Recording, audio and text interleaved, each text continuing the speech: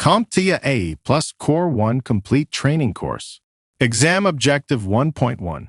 Given a scenario, monitor mobile device hardware and use appropriate replacement techniques. Wireless cards. You open a laptop, connect to Wi-Fi, pair a Bluetooth mouse, and maybe even tether to a mobile hotspot, all without plugging in a single cable. None of that works without one critical piece of hardware behind the scenes: the Wireless Network Interface Card.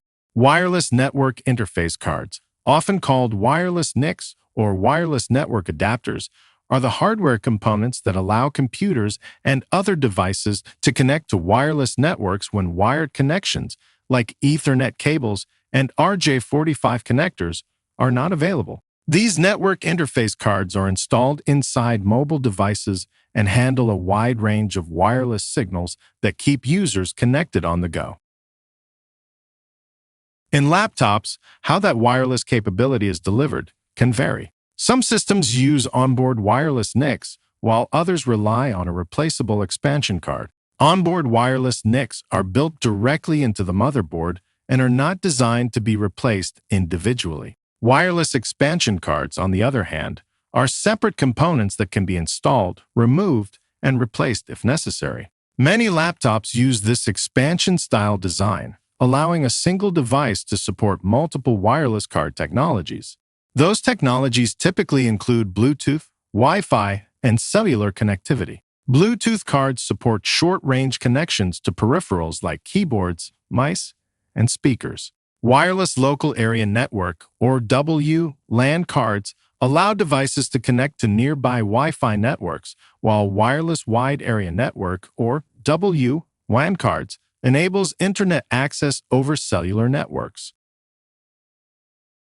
Because all of this connectivity depends on a small internal card, wireless problems often show up in very noticeable ways. Symptoms may include weak signal strength, intermittent connectivity, or an inability to detect available networks. In some cases, the wireless card itself is not the issue.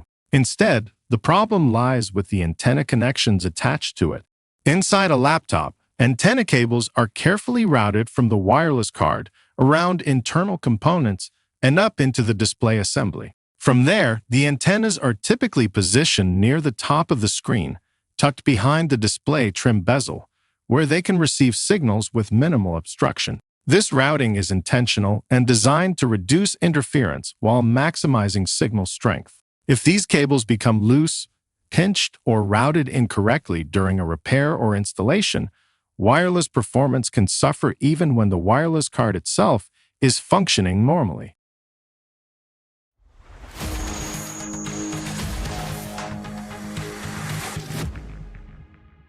Thank you for watching. Subscribe for more great content.